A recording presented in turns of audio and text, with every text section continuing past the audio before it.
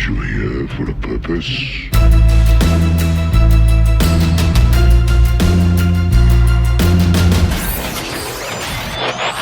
TransformYourGame.net. Welcome one, welcome all, and welcome back to the 24th episode of the Transform Your Game podcast. My name is Richard, and I'll be at the helm here today as your host/moderator. Alongside me are my two beautiful co-hosts that are more than just meets the eye. Kent. Optimus, you can't die. And Kai. On behalf of the moon, I will punish you. And a big hey there from all members of our team, both past and present. This is our first episode on this now alternating week schedule of recording, and I have to say, one unforeseen benefit of the whole dropped official support thing is that I'm having to do a little bit less script writing. Who knew? Regardless, boys, how are we feeling today, and how have y'all been engaging with the game, TFTCG, in a post-WotC world? Okay, so for me, I am currently finally getting to play some tournaments again. My busy season was really crazy with the businesses that I manage, and it's starting to wind down, come to a close a little bit early because of COVID this year. It was really rough there for a while, but now I'm getting some time. So I'm playing in the Eye of the Matrix tournament, and where I have made top 8, and the Octagon Freedom Tournament number 2, where I've also made top 8. I am playing a new COG combo deck, and I'm really excited about it, and I'll be doing a deck profile on both it and a couple other decks here soon, now that I finally am getting a chance to breathe and not working all day, 7 days a week. Well, you, Kai. For me, the main way I've been engaging with the game is actually through Primus, because who knew building 2 different decks for Sunday would actually take so much time? But I still want to play this format. Everybody's talking about it. Everybody's excited about it. We've got more views on that than anything else that we've ever done. I really want to jump in on the next game. All right, yeah, man. Yeah, for sure. Absolutely. But Anyway, besides that, the Vector Sigma tournament wrapped up. I didn't get into the top cut for that, but I did get in the top cut for the Freedom Cup 2. The deck profile for that has already been posted. The double. Fun list that I was apparently playing wrong. Thanks, Carl Endres, I think is his last name, for calling me on that. But yeah, it's a fun deck, and yeah, that's pretty much just the main way I've been engaging with the game, besides the main topic. Right. We'll get to that part. Yeah. On kind of a similar vein to Kai, I was in both the Freedom Cup 2 and the Vector Sigma Wave 5 tournament. But I flipped your results, Kai. I top 8'd the Vector Sigma tournament. I actually lost my finals match tonight to, I kid you not, Fortress Maximus. Fort Max is no joke. Well, I mean, it certainly beat me. And then for the Freedom Cup, I was trying out a fun new deck, and I missed top cut. And that's what I get for trying out a fun new deck. There's also the first iteration of an idea. I think I punted away my first round match, which is super, it's one of those things that I agonize over because I do that kind of thing. I punish myself for making bad plays for days and weeks afterwards. Just how I live through things.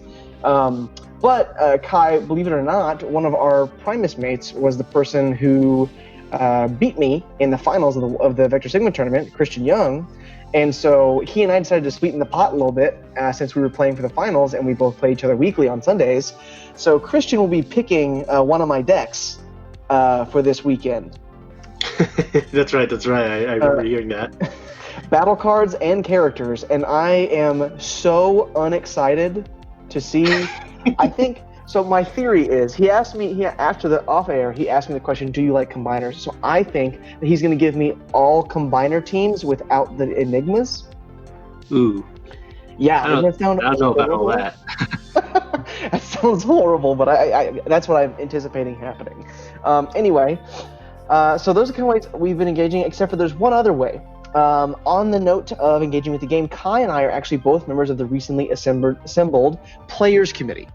It's intended to be stewards of ongoing card creation and vetting in regard to competitive play, and especially within the Alpha Trion circuit of online tournaments, with the right to reserved, obviously, to update that name later on if we get or decide on a better or more specific one, because Players Committee is, while fitting, a little bland. Kent here is also going to hopefully be one of the people playtesting with us to make sure our future cards aren't too busted and are also actually fun. I happen to know specifically... Shockwave stratagem. Yeah, I happen to know specifically that we've reached out about the Shockwave stratagem because 2 or 3 of the members in the Players Committee were like, hey, this looks like a combo deck enabler. Do you guys want to like throw this at some combo players, maybe like some Kent action, a little bit of Matthew Brower, see if they can break it for us? So that's especially one of the outlets, or I guess one of the like resources that Kent is particularly going to be useful for as a great player and a solid combo guy. The Players Committee has recently been streaming live, live streams of playing and posting recordings of playing from our alpha testing sessions with some of the stuff from our first play release, which is a thus far nameless set composed of stratagems aimed at reestablishing metagame relevance for some of the older favorite characters in the community members' respective collections, a la Wave 1. So, as we've been doing so, the cards in their ongoing iterations, the current way, the Shockwave one, B has gone through several different ones. I think Optimus Prime has probably had the most iterations. Have been met with a lot of folks' support and a lot of reticence from other people in the community. And in the spirit of establishing a common point for people working from within and people observing from outside, I posted in the Facebook group asking people to consolidate some of their questions and concerns in order that we might address some of them. Hopefully, this isn't the last time we get to do something like this, too. I personally love our opportunities to engage with the community as a podcast, and this feels, to me, like a very appropriate outlet for what's on the table right now. I want to say from the outset that hesitance, confusion, and worry are a natural part of any transition for a player base like this. I hope that we can illustrate here, if it hasn't already been effectively communicated, that the efforts put forth by the Players Committee are labels of love for a game we wish to keep alive. We as a group don't intend to squash anyone else's card design aspirations. As a matter of fact, Kai and I are literally playing a game of Primus multiplayer with a non-Players Committee member this Sunday who's been designing cards as a way to help unveil some of his stuff and showcase what kind of value there is in the effort of his design. Sweet. Also, right. I mentioned this earlier. I lost a bet to Christian Young. He's going to get to pick. Hopefully it's not in that game. Hopefully it's in the other game we play, because we're trying to play 2 of these a week. But that way, he doesn't just have like one opponent who's a complete non-factor because Christian gives me some pile of garbage to play. Anyway, back to the topic at hand. We're basically going to be marching through the questions and responses and proposals contained within, the comments on my post today. So let's dig in, shall we, fellas? Let's do it. Yep. Okay, first question. Probably one of my favorite questions we got comes from Austin Chandler, and I think it's the perfect place to start our discussion today. So his question is the Players Committee trying to emulate other committees for dead games like Star Wars CCG and Star Trek CCG? One has a store to help maintain them and do prize support tournaments. The other doesn't have a store but does tournament and prize support. Is the Player Committee going to make a clear way for people who want to volunteer and help to be able to do so? Are there any plans to make a site to unite everything together? Any plans to try and do future events at conventions like Transformers cons, like TFCon, or Gen Con, or other gaming conventions? I imagine where the added subtext there. So for the future events, we would like to, but we're waiting for that to actually be able to be a thing before we decide or try and figure out the logistics of that. Mm-hmm. In terms of the what type of committee we're trying to be, as far as I know, the committee is like mainly aimed towards like the Vector Sigma tournaments and their invitational and the whole tournament circuit surrounding that. I don't know exactly how well they are, how well their local game store is supporting that. I heard for the first event that their store was doing like boxes or prize support or something like that, and I didn't hear much about it after that, and I don't really know too much about that effort because I didn't really ask, really. So, and then for the site to keep everything together, yeah, that's something that we haven't officially talked about, but we know is going to have to be a thing, and that'll probably be something we discuss in this upcoming weekend. I'll say this, I think, and I know I've mentioned this multiple times before, so I'll get past this as fast as I can, but Vampire: The Eternal Struggle, going on 25 years. The game has died twice, been resurrected twice, had... Fitting for a vampire game, by the way. Yeah, I know, which doesn't have near the IP of Transformers, not even close. It's still going strong today. 5th edition is coming out in September, and there's tournaments all over the world for it. I mean, it's still a very popular game. From being a tournament organizer myself back in the day, I can tell you that putting together a tournament is pretty simple, especially at conventions. I mean, there's all those like free open tables out there, and you say, hey, we're going to use these free open gaming tables, like these however many you need, 16 or something like that, I don't know. And we're going to have our Transformers tournament at 1 p.m. on Saturday. Entry fee is this. Here are the prizes, blah, blah, blah. We'll cut the top 8, yada, yada, yada, yada. And honestly, you can set up to stream these events. And like, community does this kind of stuff all the time, like different card game communities, even if they still have official support. They're still doing, hey, we're going to have a big tournament at our local card store and we're going to stream the whole thing. Or we're going to have a tournament in the corner of a convention and we're going to stream the whole thing. And I feel like as long as there's prize support, like real prize support, I think you're going to still get a lot of very competitive people that still invest in the game and study it and want to play it. If it's just a bunch of tournaments with lackluster prize support, I think that's when games start to die, because there's nothing at stake. Like, it's just there for a fun time, it's a casual thing, but when there's no stakes, then there's nothing really to play for. If that makes sense, when you can just go play Magic and, you know, have a potential to bust new packs open or win money or trips or all that. And it's not just Magic. I mean, Force of Will obviously does that, as well as some other card games, like Blood and Fury, or I know that's wrong. I don't know what the second word in that. I've heard of that game before. I just don't know what the actual. It's not Blood and Truth. That's a VR game, but it's Blood and something. Anyways, yeah. That you can win a lot of cool stuff by playing that game. Very small community though, but yeah, I think that especially if you have, I heard the word volunteer to help do so.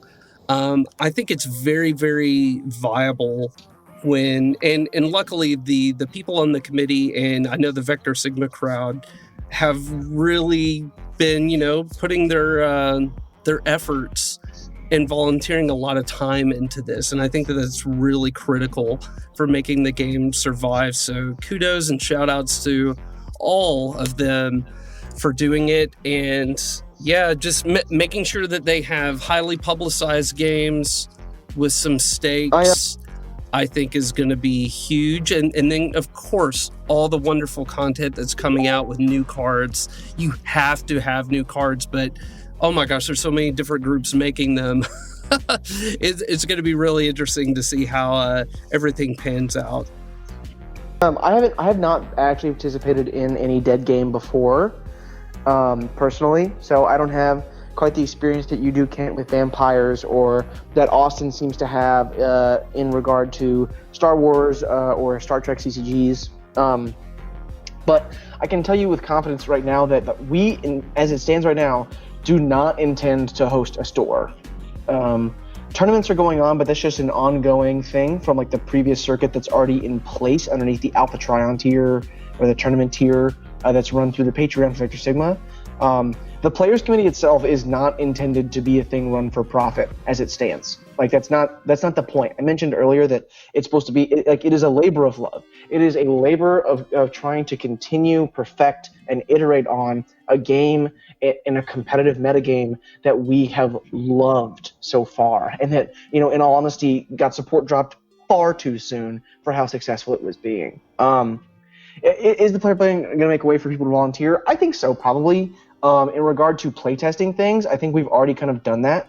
Just kind of like given people in the community who have desired to help. Like I think they're hosting a tournament with some of the beta strats from our first release coming up here shortly. I think it's this weekend, and that'll just be kind of like a dry run, a test run to see if there's anything that feels broken, and that's going to be out soon. Their external sources of information from people inside the community or their playtesting teams, right? Like you, Kent, or for example, I think like Stefan is really really closely playtesting with some of the Vector Sigma guys, stuff like that.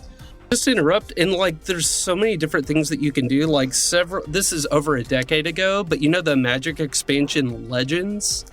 Way over a decade ago. Yeah, that's way over a decade ago. But over a decade ago at a convention, I just heard about this, and it was a very expensive thing to do, but someone had a box of Legends, and it was a very expensive entry fee, but we drafted Legends. And I mean, like, imagine doing that, 4 years from now with like a couple boxes of Titan Master's Attack or Siege 2 or Wave 1 or something like that. I mean, I'm sitting on tons of boxes of product at this point. And I'm sure other people are too. And I think the game will get to a stage where the community gets really, really close and tight-knit, and they come up with creative ways to make things really fun and still have like high stakes at the same time. Yeah. Well, there's actually like a lot of ways to play the game, right? Like there's the standard constructed way with no rotation that's currently going on. There's the all commons version, the Junkion. There's like the block for Siege that I think was a tournament that Vector Sigma was going to host originally. There is, there is the multiplayer way that we talked about Primus several times now. That's quite a few ways to play with a game that is less than I guess that it was not quite 2 years old, right? Because October was the original release. Is that correct? It was August. August was early September. Yeah, early September. It was the first time I could actually get product. But gotcha. Well, I didn't join until December because I was a late adopter apparently. But any plans to try and do future events and conventions like TFCons? That was one of the things we addressed in our first get-together, was that was something long-term we were going to shoot for, that we're going to try to extend the tournament circuit that's currently in place so that it was able to take shape in a way in paper events too. That's one of the reasons why, like, we talked about the idea of making sets once they're on release available as free PDFs to anybody who wants to download and use them. That's the whole point, the big MO. So yeah, I think hopefully that addressed kind of the concerns part forth in that one. The Transformer cons, like, this is something, and I'm sorry to like spend so much time on this one question, but that is something that I think was a real missed opportunity. Big time. For this totally game. Agree. Because I mean, I've been to more than one bot con, and oh my gosh, everybody is just so excited there about anything Transformers. And it would just fit in so perfect. And there's so many people that are at that con that never even heard of this game.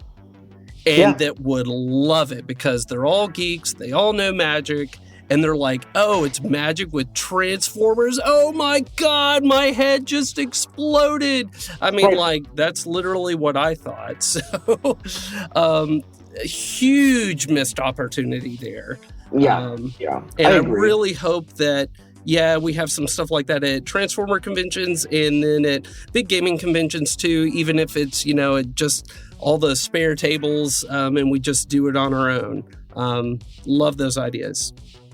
Moving on to question number 2, the second one we got. This one's from Peter Lawson, who, if my memory serves, was actually my first round opponent at EI on a 6-6 Metroplex deck. But he asked if Wave 5 Decepticon characters, I think he's referencing like Titan Masters, Sky Shadow, were released into a fighting game or as an online shooter's soldier class, they'd have been nerfed by now. We are constantly talking about bringing previous Wave characters up to Wave 5 standard. But why aren't we nerfing Wave 5 Decepticon characters to be more comparable to the previous waves? Kent, would you like to start us off on this? Yeah. This is something that we've been talking about internally for a long time. And I actually feel that, how do I say this? Because I don't want to be abrasive or anything. But I feel like all these player committees, because there's several going on at once, and they're all making new cards, I honestly feel that the first thing that should have happened is we need to balance the Wave 5 meta first, and then create new cards, because the Wave 5 meta is so out of balance. It is not good. And again, this is all something that we've talked about internally. And one thing that Richard had brought up a long time ago, when we first got the news about stratagems, is having stratagems that are a penalty and you must play with it. Like Horrible, Quake, Sky Shadow. I mean, they are completely overpowered to everything. So what is the answer? Are we making a stratagem for every character in the game that boosts their health and some of their other stats? Or could we maybe, I don't know, give them a negative strat that kind of nerfs them in a way? Like, hey, maybe Quake, maybe every time he does a Quake trigger, it also hits him too, because that's ridiculous that it doesn't when he's wearing Grax, or any health head for that matter, my goodness. Or whenever one of the characters on your team dies and the Quake trigger happens, then he also takes a damage because it was someone that was on your team. That's real easy to see. And things like Horrible, there's no way in heck that he should have the stats that he does. There's no way. And then be able to move a counter off of himself too. I mean, if I had a negative stratagem for him, it would just remove that ability. And let's just try that first. Because him going like Cammy Crash, Fusion Borer, and now I'm going to transform and move a counter off. I mean, that is so much direct damage just for playing the game. It's 5. It's ridiculous. It is absolutely ridiculous. And the damage he just took by doing that, he gets to move it off to one of your characters? No, that is not right. Sky Shadow, enough of this 3 damage to Autobots. I mean, for 15 stars, you get 4 characters that all do ridiculous stuff. And think about Jetfire. Jetfire is 16 stars and isn't near as good. He's certainly not 4 characters. So that's if you're gonna have, and I'm really, really, really big, and I know I keep harping on this, but about hey, they banned Press the Advantage because it took half the characters out of the game. Cool. Well, Sky Shadow has pressed the advantage every single game that you play against it. And if you're playing Autobots, good luck. It sucks. It takes half the characters basically out of the game. And Magnetic Dysfunction Ray too. Mag Ray, you have a team full of Autobots? Ha ha ha ha. Yeah, you're so skilled. Wow, that took a lot of skill. That card needs to be nerfed or banned. And Sky Shadow, the whole 3 damage to Autobots, no way, you're already getting 4 characters. He needs to cost way more stars than 15 if it's going to be like that. Again, are we giving every character in the game a health boost and a defense boost to compete with those 3 characters? It just seems a little backwards. Well, go ahead, Richard. No, you first, Kai. I broke the order. That's on me. it's an unspoken order, but so as someone who's been in the meetings and whatnot, that kind of has been the case where we have been bumping the health up and the stats, as well as giving them abilities like lowering direct damage or being able to live longer or something like that. But I think even if you just hit those types of characters, there's still problems such as I don't think this is that big of a problem, but like orange black is a thing, and then you have to worry about that, and then if you somehow deal with that, then all of a sudden blue is too strong, and then you have to deal with that. It's just like all these cascading effects. And one of the things that we were trying to do with the stratagems is we're trying to not alter the original text of the card too much. Like the stats we can alter pretty easily because we'll just have like a little thing at the bottom of the stratagem that has like, that looks like upgrades where it's like +2 health or +1 defense or something like that. And if we have to change that much of the ability of that character that's already been printed, and we have to change it to where it's something else, we just feel like that's just better just save that ability for a new character down the line. So we're just trying to make that character still have the same identity but more playable, if that makes sense. Like one of the ones I think I can say is the sludge one specifically. If a diamond bot would take direct damage this turn, it heals 1 or something like that. Yeah. And yeah, so it's things like that where we're trying to compensate while trying to still keep the original text, but adding more flavor or more lore or just some way that this team, because we're trying to keep it team based and not just have it like, oh, Sludge can just go into any deck and then direct damage is gone, poof. We're not trying to do it like that. We're trying to keep it in the team and trying to incentivize more viable team options instead of just horrible Perceptor, Sky Shadow, Quake things. That's the MO that we're trying to aim for with this first set. That's cool. And I do like the fact that you guys are considering stratagems that do not cost a star. Like some stratagems probably shouldn't, because a lot of the old characters are fine. They're already maybe too many stars if they're trying to catch up to the current top tier of Titan Masters. So I'm definitely in favor of stratagems that don't cost a star unless they need to.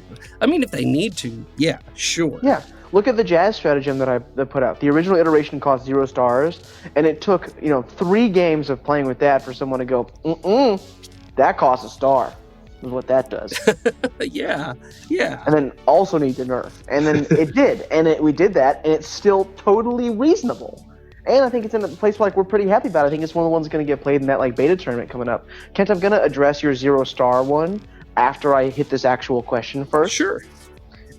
Because I want to hit on that point. I think it's important we cover it. So the question from Peter is, first off, a great question. A really, really interesting thing to think about, because power creep is something that if you're going to be a steward of a game, a designer, a company, a host, whatever you call it, you have to be mindful of power creep. You absolutely have to. And trust me, there have been, stern discussions about we can't just do this because it can be problematic down the line if we ever do end up banning XYZ card or nerfing XYZ card. Like those have been discussions we've been having internally as well. So it's not that we're trying to come up with solutions that are not problematic outside of the current state of things, right? But I'd be lying if we said that, that we weren't trying to account for what is really good in the game right now. I think the Sludge stratagem is a great example of this because it is good, it is incredible against Quake, but it's only okay against Sky Shadow. It's not really great, especially because it only lasts while Sludge is out. So it turns off like Mag Ray, and the pings from Horrible don't really do anything until you KO Sludge, at which point then all your stuff is just turned back on. Plus, it's not like it heals equal to the damage dealt. It's just 1. So if you deal him 3 with the Sky Shadow trigger, he just takes 2 instead, net. Unless you KO him before the trigger actually happens, in which case the repair won't actually resolve. So if we're talking about why bring characters up, I think one of the things we need to look at is the fact that this release, our first release, is aimed at Wave 1, and in Wave 1 there were already characters who were way overstarred, right? Yep. Megatron Living Weapon is not a 13-star character. No. Read him. Read the card, right? The 13-star, he's considerably worse than Nemesis Prime for an extra star. That's not arguable. It just is true, right? So If we're looking at like where like the precedent for things is being set, I think literally like Wave 1 Jazz was literally invalidated because they printed a new pip color. Like, yeah. the character was just rendered unplayable because incidentally, none of his things could trigger at 6 stars, right? So like those kind of characters, we believe both need to be addressed in terms of just like treatment so that they are playable. They're not just like rotting in people's collections. On top of the fact that like we can use things that people already have to address problems that are present in the current metagame. I think that the Wave 5 metagame can be balanced in a number of ways. I think that a lot of it is going to be nickeling and diming the metagame as in terms like what are like the problematic play patterns, the overabundance of orange and black dual pipped cards, the absolute proliferation of non-attack damage, the strength of Decepticons, and the borderline unplayability of Autobots. I think that these are all things that we're going to have to nudge in several different spots so as to more carefully monitor the power dynamic that exists. Now, Kent, you mentioned specifically zero-star stratagems. I think, and that you enjoy the zero-star stratagems. Zero-star stratagems are something that many people in the community are up in arms about. Not many, but there are like people who there is a vocal, dedicated contingent who are up in arms about the idea of including zero-star stratagems, something I've termed internally strict upgrade stratagems. So I think that when you look at these cards, I think the zero-star stratagems are a direct response to the point I just made about Wave 1 characters. That many of them, particularly the ones that we were talking about now, were overstarred from the start. Yeah. Because the designers were still getting a hold of what the power curve of the game was supposed to look like, right? I think anybody who looks at Wave 1 and sees Flame War and then sees Jazz goes, well, those cards are not the same power level. One is a common, right? Like it wasn't flat. The power level was far from flat. And what we're looking to do is we're looking to flatten the power level of the game overall by upping the power level of some of the underappreciated or fallen out of favor characters from Wave 1. I think that nerfing some of the Decepticons from Wave 5 is definitely something that we could possibly explore. I think probably the best solution to the problematic play patterns in the game right now is to ban health heads so that we don't get the multiplicative bonus that comes from them. But that doesn't answer the problem of Sky Shadow. So it wouldn't be a wholesale issue. But rest assured that these are discussions we're also having, and these are things that are informing some of the decisions that we're making design-wise in regard to these stratagems, Peter. Great question. Thank you for asking it. Moving on. Question 3, because we're not making good time. So I've paired 2 questions from the post together here because they have a lot of overlap. The first from Michael Jundy and the second from Michael Wadsworth, who I believe people call Wads. I could be wrong about that, but great nickname regardless. Number 1 is it feels like an unbalanced wheel, referencing the Wave 5 metagame. Tough Blue beats Orange Aggro. Orange Aggro beats Mid-Range. Bold Pierce beats Tough Blue. What beats Bold Pierce? Then there's variations on those themes that are matchup specific. Who or what is balancing the wheel? And number 2 from Wadsworth, I'm curious to know what you all think would be the best method to balance off the current metagame. It's very orange-black, and while I have my own ideas, I'm eager to hear what approaches you all are thinking about doing. So for the first question, orange is supposed to beat orange-black. That's because there's no way for you as an orange-black player to do as much damage as an orange player. So that's supposed to be the wheel of orange beats orange-black, black beats blue, blue's supposed to be orange, circle of life. But the second one, I think some of the things that we have to do is we have to up the counters for Pierce because what is point defense system? Like that was fine for the Wave 3 metagame, and then it just became not enough immediately the next wave, and then clearly not enough for this wave. So I think they were a little too conservative because they wanted black to be a color, which granted a lot of people didn't see that as a color until the end of Wave 4 and or Titan Master's attack. I mean, but it's not its own color. It's riding the pigtails of orange. Yep. Yes, that is also a contingency point for why it can be perceived as a problem, because because with the Burgos Bold deck, you're taking 7 Pierce 7, and then it feels like you can't really do anything about it unless you have the stable cover, and then stable cover just blocks one thing. So it's like, or in hostilities. But yeah, it's things like that we need to up the counters for Pierce to where it is more, not like overpowered, because I wouldn't say Pierce is overpowered currently. I think it could be curved a little better, and that's probably the way we would have to go about it. At least that's how I'm thinking about it. How many times have you accidentally attacked for Pierce 5 in this metagame? Yes. Is it a lot? I can think of a real good star for that called Ominous. Yeah. I think I've accidentally attacked for like Pierce 5 in this game, like in Wave 5, probably in like the 200s of times. Or been like, oh, I guess Pierce 5. And like, oh, well, I blocked 4, but I'll take 5 damage. Yeah. I'm like, well, it looks like you built your deck like an idiot with blue pips in it. And like you just stumble into it. The existence of Fusion Boar. I talked so early about the fact that Fusion Boar was in every deck that I built in Wave 5. Yeah, you and did. Then I did not know that was going to hold true for 5 more months. I didn't know it was going to be a true statement for the foreseeable future of the game. You know? But it's just so easy. It's so good. The opportunity cost is so low, right?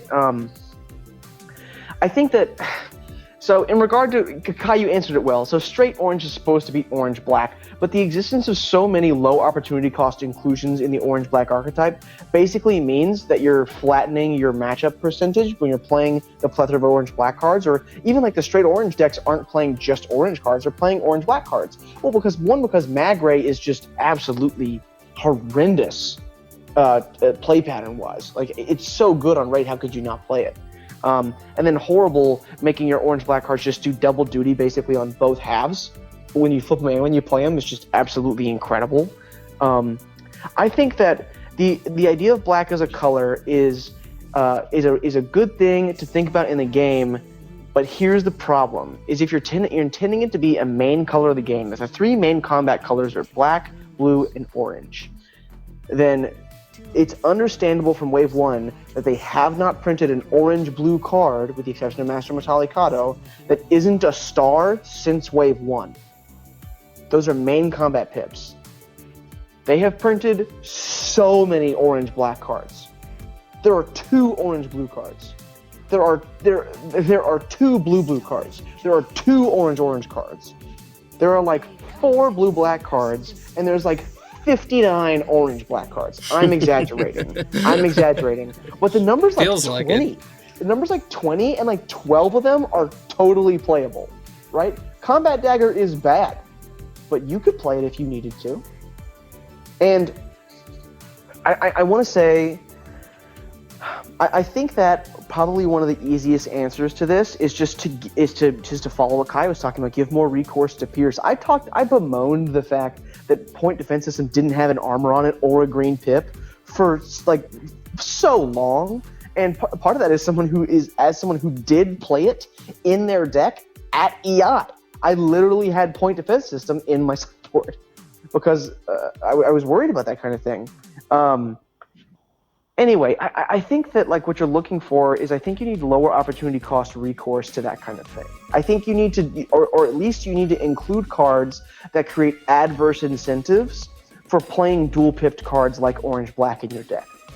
One of the cards I designed in just like my free time before I knew the game was going to drop official support, like said for every orange pip, that a player flips during battle, the attacker loses 1 Pierce. Like, that feels like a very, very fine way to create a different incentive for including orange-black cards into your deck. You know what I mean? It's a low opportunity cost. It doesn't take up a lot of text. It's pretty elegant. It seems like it transforms the apparent dynamic of the most dominant archetype deck-wise. I think that's like those are probably the ways I'm thinking about it most. I also wouldn't hate to have a couple of heads that are specifically hosers. Yep. I think that one of the problems with Acid Storm and Warpath is that I think those cards are fine, but I think that like they would have been better as like Titan Master heads, as crazy as that sounds. But like a 4-star head that just says no bold, I'd play that. That'd be fine. That'd be really good. Hey, Yeah. even as a 5-star head. Right, but I think that like the Titan Master mechanic, if you're not just doing the keyword big, right? The more attack, more defense, more health. If you're not just affecting a stat, I think that there was a lot of design space there in that mechanic, and we just didn't get it. I think the closest we got was maybe Safeguard, and I think everyone here knows that Safeguard might as well be blank text. That, and it wasn't even originally intended to be in the set, so... Yeah. Truth. I think I've probably, ranted on for long enough. Kent, do you have anything to add here? Yeah, I do have, I might alter what you're saying about the heads just a little bit. Maybe you have a 3 or 4-star head that is like, your opponent's Pierce is reduced by 3. Something like that, where it's not just a strict out hoser. I'm a big fan of cards that it kind of hoses you, but it doesn't completely destroy your deck because I have one card. That shouldn't exist. Hey, I'm playing a combo deck in these tournaments, and people are like, gears plus sabotage, I guess your whole deck is done. It shouldn't be like that. Granted, I mean, you're mostly doing what you're doing to get PTT or Daring Escape banned, though. Well, yeah. Yeah. The deck's too strong. Yes, by far, Cog is the best SRT in the game. It is. At this point, it just is. But another time for that. Anyways, I don't know. I feel like when you're playing against combo, orange and even orange black should have to race them. And blue should be have to make them go off balance and slow them down until blue can eventually whittle down all their bots. But right now it's you just have this. Here's a 1-card answer that completely hoses you. I win, haha! A lot of skill there. So I'm not the biggest fan of Acid Storm or Warpath or anything that just says, no, your entire deck, your whole strategy was flip a lot of orange and try and run me down. Too bad. Good luck. Now Acid Storm it doesn't have stats to actually warrant sideboard play. I believe it is a 2-10-0 if memory serves. Yeah. The main thing is he just can't attack. He can't attack for anything significant. 2 attack is 2 attack nothing. And it's just not enough. But yeah, I think just a card that says, hey, game over for you, I'm not the biggest fan of that. I know you're not. You hate belligerence. Belligerence is the same thing in a different way. Yep. It's principally the same thing with different text, right? It's a card that does not ask a lot of you. It just says, well, I really just kind of don't want my opponent to do stuff. So I'm going to hope I draw this, and if I do, that's just game, right? So... Yeah, and I really don't like that either. When your cards in your battle deck are just I flip it and I win. And that's another reason why I think Peace Through Tyranny needs to go for a lot of reasons. I should probably do an article just on that. But I mean, one of the things that happened today, I'm in game 3 with my combo deck, and it's fighting the clock here because the combo deck does take a while to play. So I'm going to Confidence. Oh, look, Peace Through Tyranny, I win. It shouldn't be like that. That's not a game. I'm all in favor of Daring Escape and combo decks, but the way that this one runs right now, it just shouldn't be like that. And at the same time, there shouldn't be a hoser for any type of deck that just says, stop what you're doing, and I win. I think we hit that one. Shall we move on to question 4? Yep. Okay, so following up with those ideas, Cameron Tashami, whose name I'm so sorry, Cameron. I know that I butcher your last name every time you come up. You have a question on here. But he brings up the following point, which I want to state here, he actually is a member of the Players Committee. But I believe what he's doing here is echoing and like summarizing points that he's read elsewhere in response to our spoilers and comments as a group for the Players Committee. So he says, there's been a lot of discussion about ways to improve the current metagame. I think we just had some of that. What's y'all's opinions on new characters mechanics versus bringing old characters in line to the current power level in TMA as a first setup? So not the same question as Peter, more like the idea of like, if we're talking about proactive repair or advancing of the metagame, what do you guys think about those two ideas opposed? Yeah, I am in favor of it, and I do think that within a given time, I do believe that the people on the players committees and the other groups that are making cards, I do think that in time everything will even out and level out if that's the end goal, and it absolutely should be. I also think that there are so many mechanics that were never fully explored in this game, and so many new mechanics that could be implemented that we've never seen before. And like I say, I truly believe there's a lot of creative people that want to make cards for this game, and I think we're going to see a lot of really interesting things that bring a lot of new life into the game, as well as like combat things that are, possibly a little bit out of control right now. The current meta is definitely my least favorite since the game started. But I do think that it will get sorted out. I did just get thrashed by Fort Max in the finals of a tournament. Dude, Fort Max, no joke. Kai, what about you? So in terms of new characters and mechanics, I just feel like since that's basically our first foray into basically card design, like there's only one other member of the Players Committee who has had legitimate card design. Not talking about you, Richard. I'm talking about Dan. I know, and that was yeah. And he's the only one who's had like actual like design experience.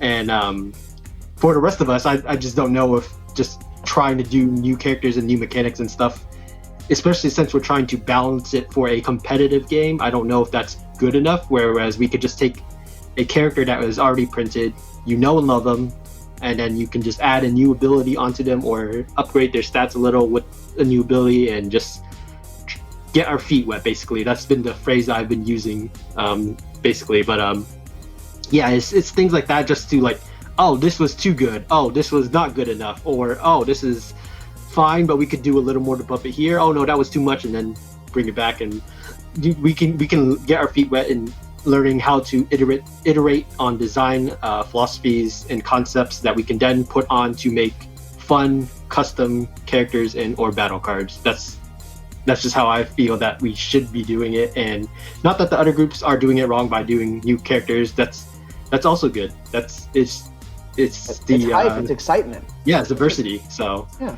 That Verticus stuff has me really excited. I haven't seen it. So I know this, right? So like, new characters are gonna happen. It's not like the Players Committee is not like adverse to creating new characters. We want to make sure that when we do it, we're gonna do it right. And I think that what Kai said beautifully, by the way, Kai, is that what we're trying to do is we are trying to become comfortable and sure and confident in our goals for our proposed stewardship of the game, particularly the competitive metagame, right? We want to know what we're aiming for, and I think right now, in the midst of all this, especially because there is a lack of concerted, consistent experience with design from us as it stands, that what we're trying to do is we're trying to make sure we get it right. And I think we're using guide rails to help us at the beginning here. We want to make sure that people don't look at the cards that we're putting out here and saying, those are either, those are 0-10s, right? Those are not worth it or way busted. And I think the problem when you have an experience, and I would advise the other people trying to design cards to do their best to avoid this as well, is that having a split of cards that is 0-10 is not a way to maintain excitement for people. because once they play with the 10s, they don't want to play with anything else in the set. Yep. And you want to give people options. The whole point of a game like this is to give people customizability, to give them, to present them with puzzles. And if there's puzzles that lead into future puzzles, that's the best way to continue engagement, to provide people with the most fun. I know as a compulsive deck builder, that's when metagames become boiled down, I lose interest because playing games is fun for me, but not as fun as building decks is. I just built our Google Drive is evidence of the fact that I can't go 55 minutes without putting something up in there. Extra padding? Yeah, exactly. Although you can't put extra padding in any deck right now. No, you can't. But, so I want to say this. We're going to make new characters. Probably even sooner than I personally would want to be releasing new characters. Just because I want to make sure that everybody on the team is familiar, ready, doing that kind of thing. But I also understand that the hype of new characters is so hard to avoid. It's contagious, you know? Spoiler season is, for many people, like Christmas, but it comes multiple times a year normally, right? Yeah. So we're not that isn't lost on us. We're not trying to be secretive. We're gonna make new characters. It's just gonna be a matter of time, and we're gonna make sure we do it right when we do it, and that's our goal. So right now we're trying to answer the metagame with what tools we kind of already have, and seeing we can't, sharpen them, hone them a little bit. Okay, question 5, because actually we're making better time than I thought we were gonna make. So, next up, and from a fellow Primus hooligan, an all-around good dude, Jempty the Jempty asks the 1-2 punch question of, how difficult has it been to bring the Wave 1 characters up to par given how strong we've learned the Titan Master mechanic alone is? Bonus points for specific bits, because he's fishing for information, obviously. And he also asked, is there a specific aspect that seems most crucial to the designs, like a specific stat or augmenting abilities? So health has definitely been one of the main ones, but because even back in Wave 1, some characters just did not have enough health. Like Demolisher, he probably could have had 1 or 2 more health, but what's his name? Darkmount? That's the one that's the most target. He needs more health. Even back then, so yeah. It's so. Things like that we're already having to do before even taking into consideration the Titan Master mechanic. But with the Titan Master mechanic itself, we've had to get creative, I guess, with the way in order to attempt to bring an ability onto the same power level as the Titan Master mechanic. There was one point where Battlefield Legend had Heroic Resolve, and that didn't prove to be enough. So he had Heroic Resolve with 3 health, and even that didn't prove to be enough. So it was if we go any further, that's just ridiculously ridiculous. So it's it's really difficult to explain because the Titan Master mechanic is just so powerful with how customizable it is and how efficient the stats can be on those characters. So yeah, it's definitely been a pain for sure. Kent, have you of what you've seen from the stuff we've shown so far, is there anything that really jumps out to you as being oh, that's a really interesting way to tackle the problem of what is wrong with this character, what's lacking in this character? The Shockwave one, I've heard people talk about that for probably about a year. Oh, if Decepticon Shockwave could just target, and every time I hear that, target with his ability, I'm like, no.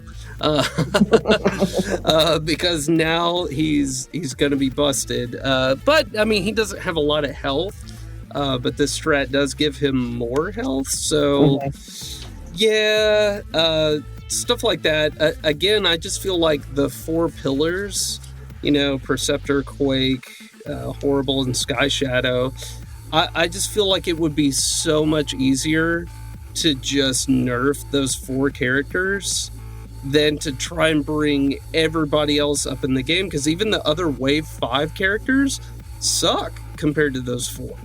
I mean, right. We're not trying to bring every character up in the game up there. Yeah. We're trying to bring a select few. Sure. Our first release is planned to be 8 to 12 stratagems.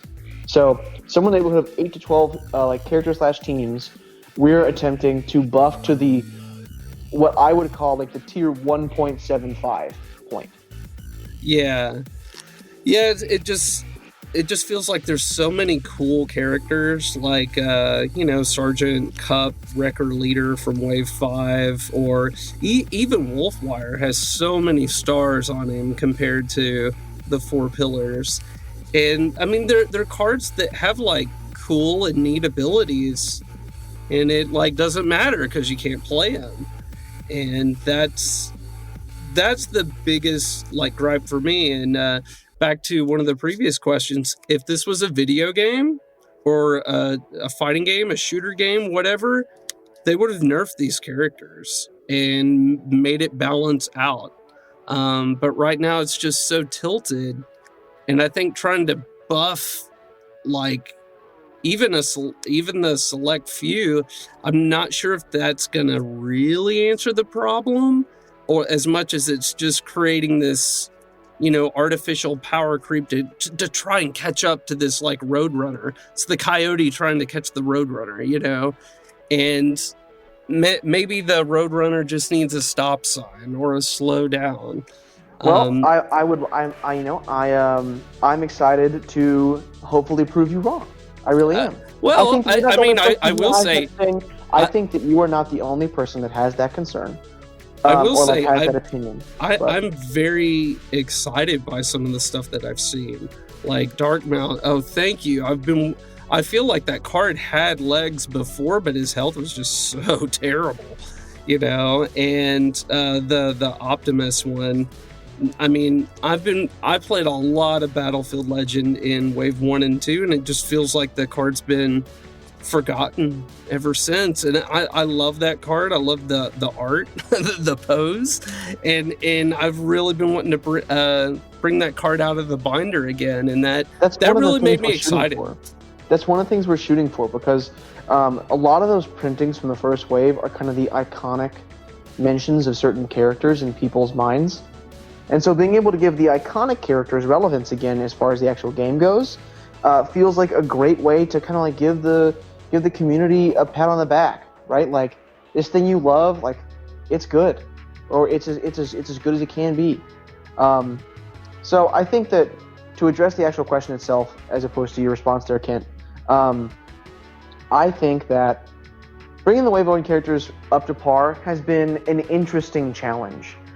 In game design, oftentimes the principle that restriction breeds creativity is, it's highly touted. It's one of the things that people use. I think that health is definitely the marquee point. Yes. Like, the abilities, oftentimes the abilities are functioning to serve as, or they're serving as effective health. Right? Heroic Resolve is a thing that serves as effective health. Defensive Driving serves as effective health. Hollow Matter Projector serves as effective health. Those cards aren't directly buffing your HP stat. What they are doing is they're limiting the number of ways that your actual HP stat can be touched. Right?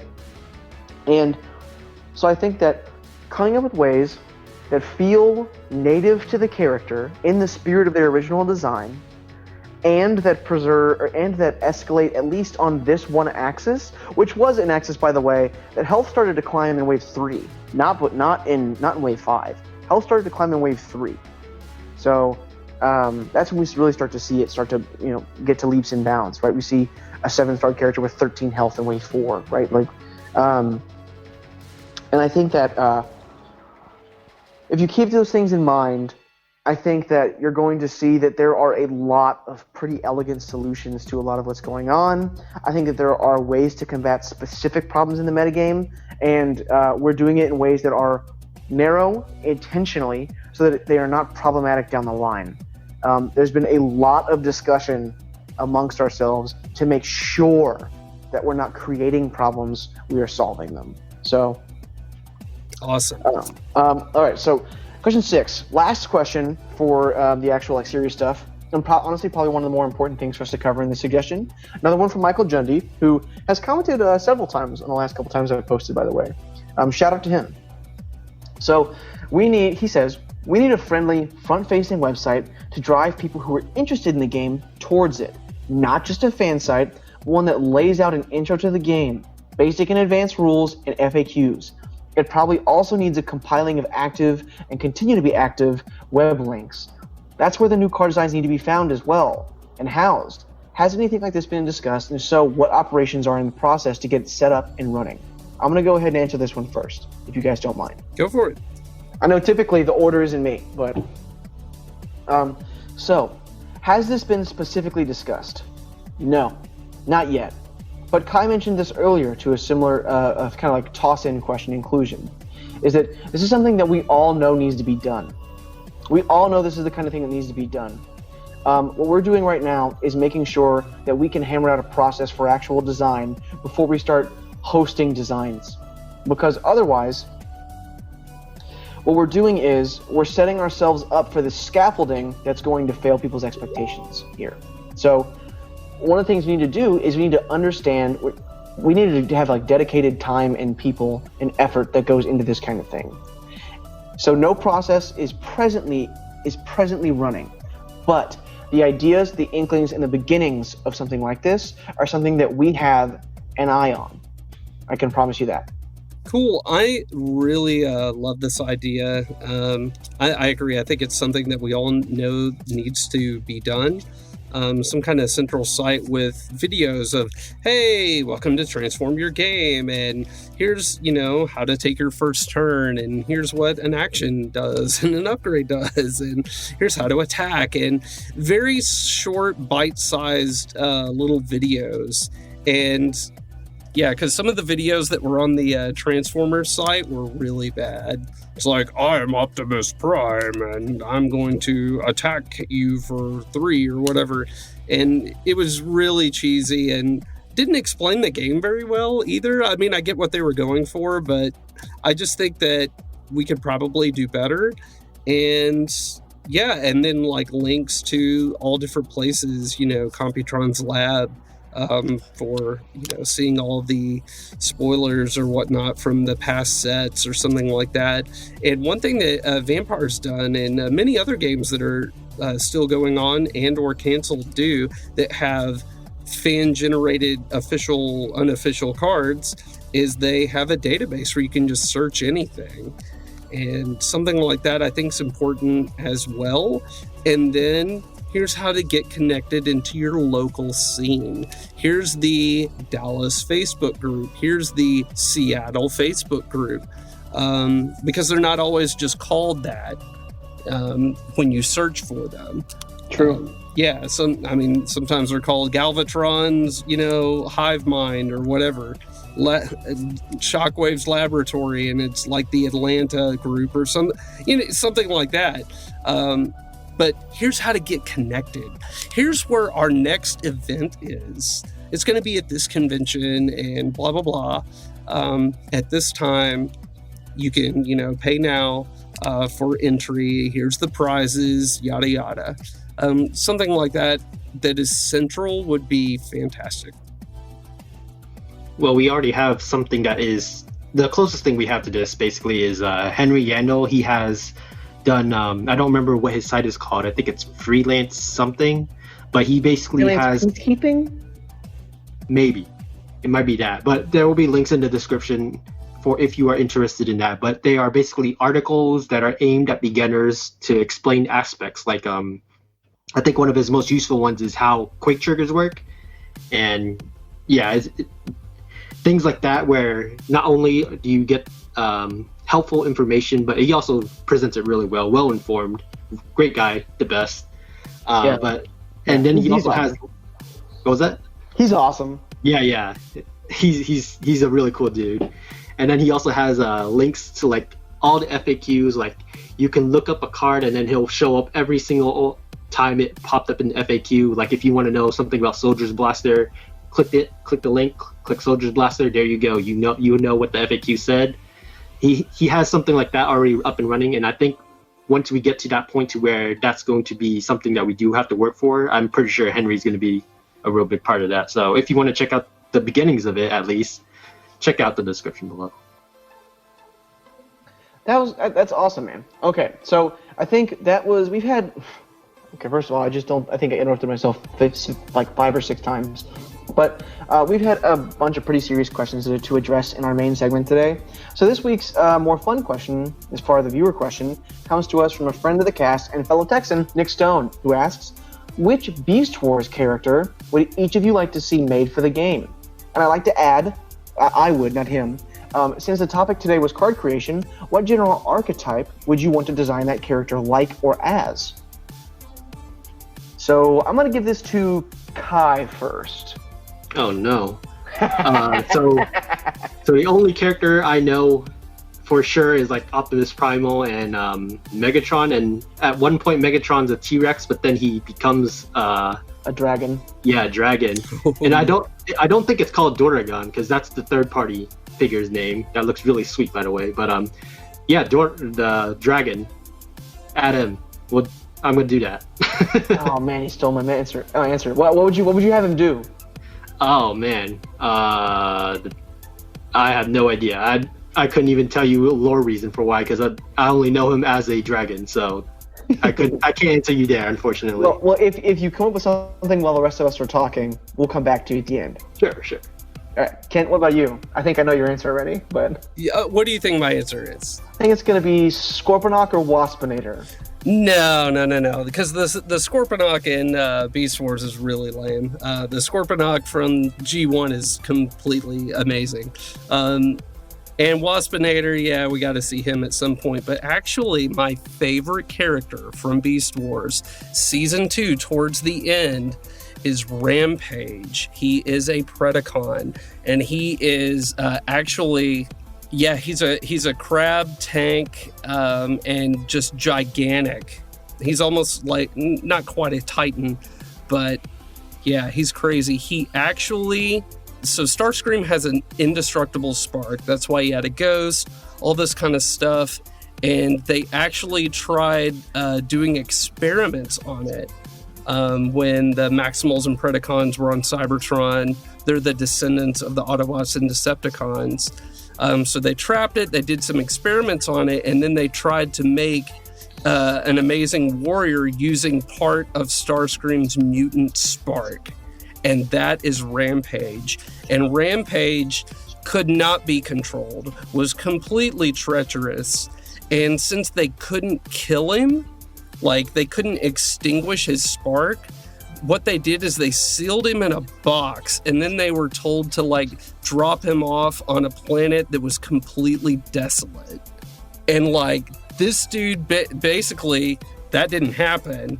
And this dude shows up and he feeds on fear.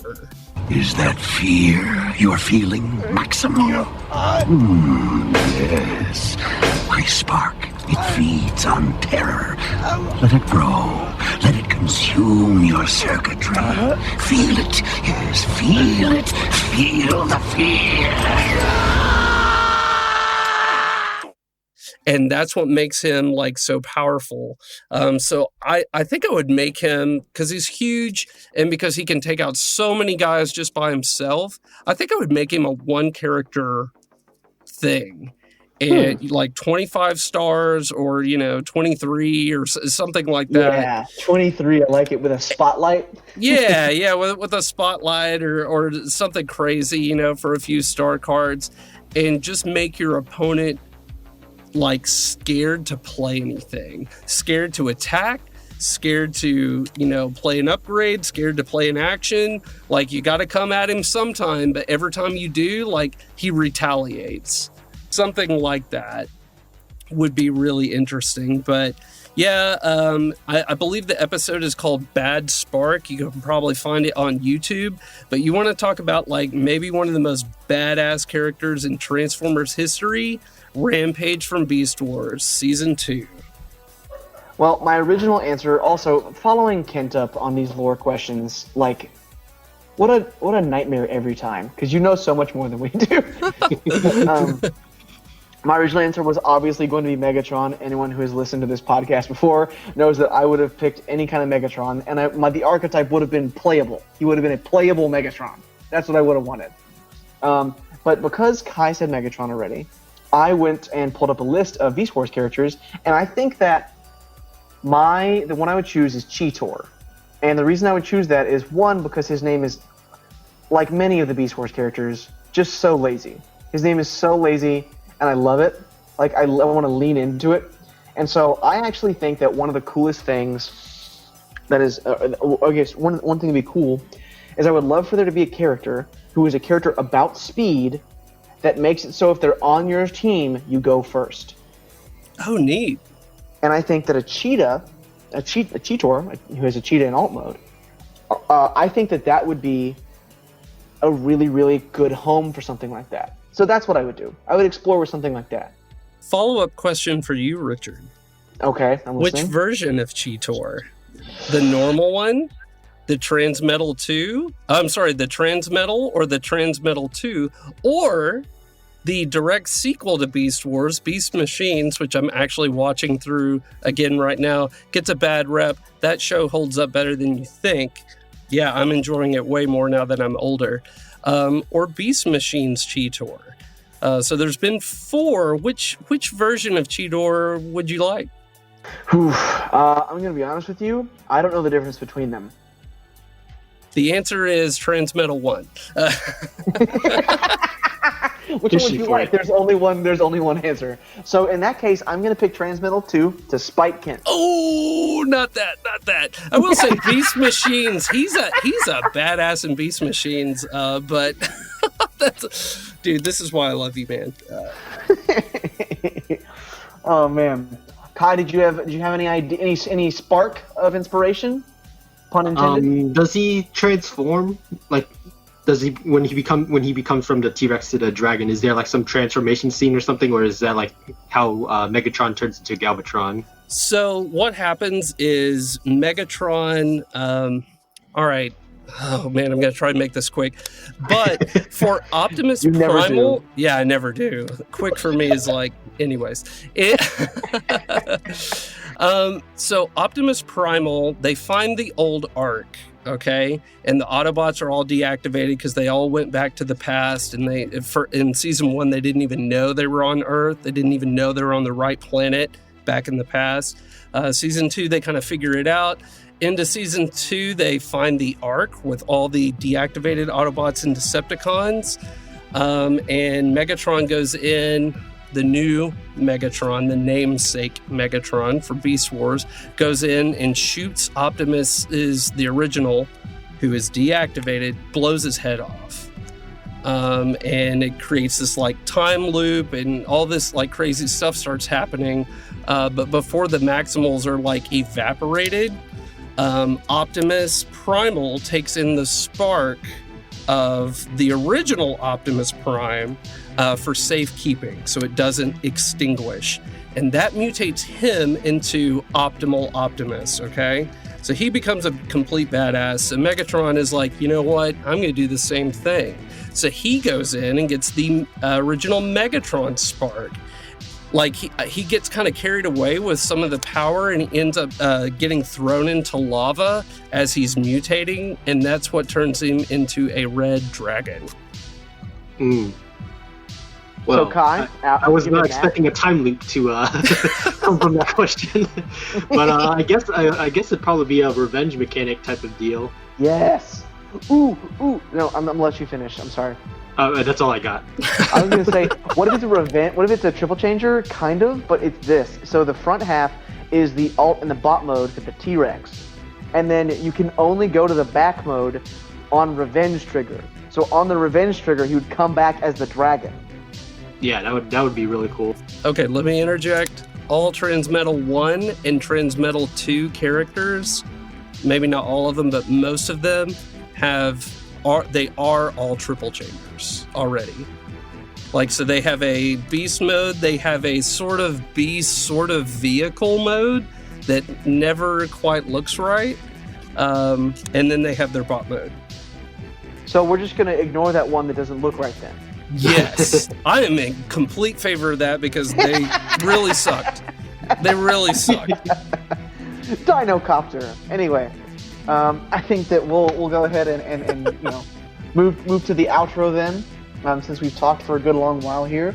That will bring us to the close of episode 24 of the Transform Your Game podcast. huge shout outs going out to you, the listeners out there in the ether, wherever you guys are, for giving us the purpose to come and cover all this type of information. The support from WotC isn't here, but the game sure ain't dead. All our teammates at Transform Your Game greatly appreciate you guys out there. You can find our other episodes and more down the line on YouTube, SoundCloud, iTunes, or Spotify. There certainly will be some links in the description to help you out. Find us if you need to. If you found the input and information here on the cast valuable, you can find more strategy, analysis, tournament reports, and more like it at transformyourgame.net. We look forward to being back to speak to all y'all in 2 weeks from now. But until that time, clear eyes, flip bots, can't lose.